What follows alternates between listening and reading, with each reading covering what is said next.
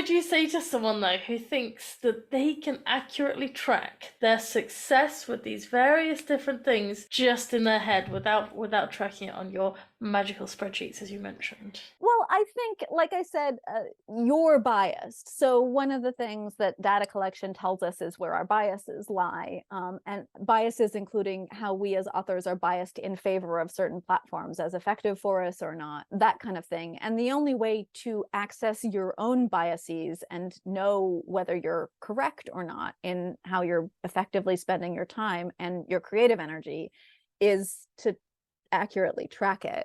So I might like Twitter a lot and enjoy playing there, which I certainly have done in the past, but that might bias me towards thinking it's actually an effective platform for me, when in the end it turns out for me that it absolutely was not.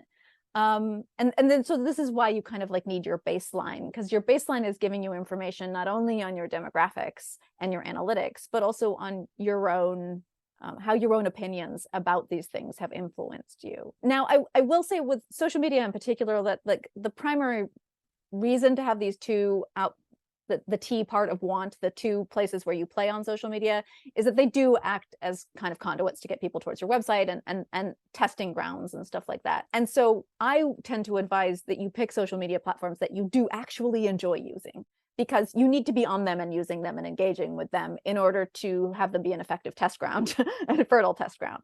So if video and TikTok is your jam, then like freaking play on TikTok, like go to it. Just use your redirection every time there's a link going. Instagram, whatever it is you like. The most important thing with us introverted authors, by and large, is to make sure we actually do the thing. So hacking your own personality is the first thing.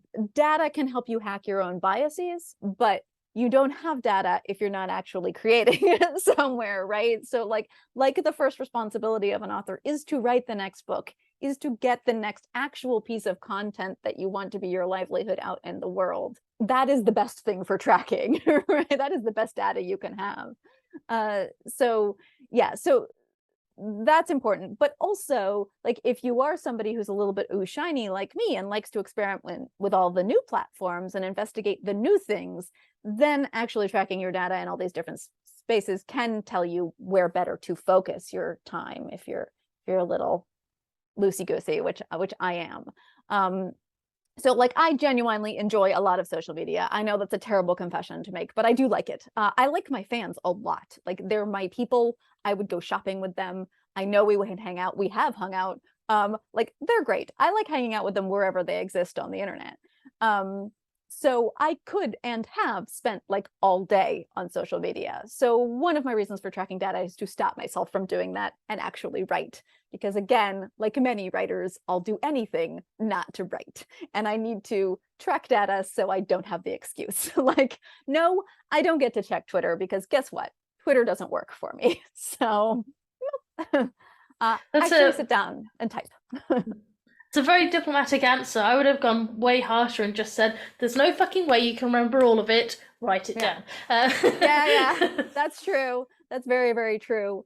But yeah, I mean, like tracking your data can help you decide. Like I have a whole list of things here.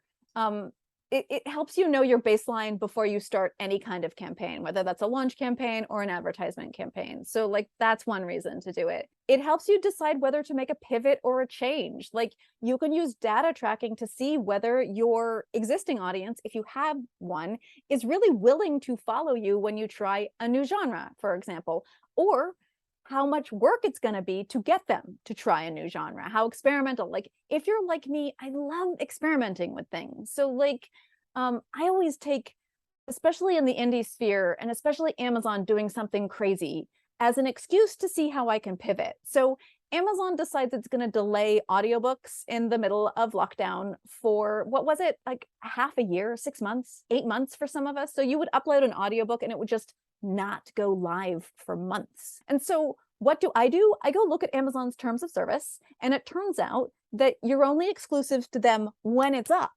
So I'm like, it's not up yet. I'm not exclusive. What am I going to do? I'm going to directly sell the MP3 of my audiobook as a newsletter exclusive until Amazon posts it live. So it's like a magic, this can end at any time. But until then, you can buy the audio. If you're an audiobook person, you can buy and own the audiobook assets. And Audible subscribers in particular love this because they don't feel like they own those assets, and they feel like Amazon can take them away from them at any time because Amazon has done this to them.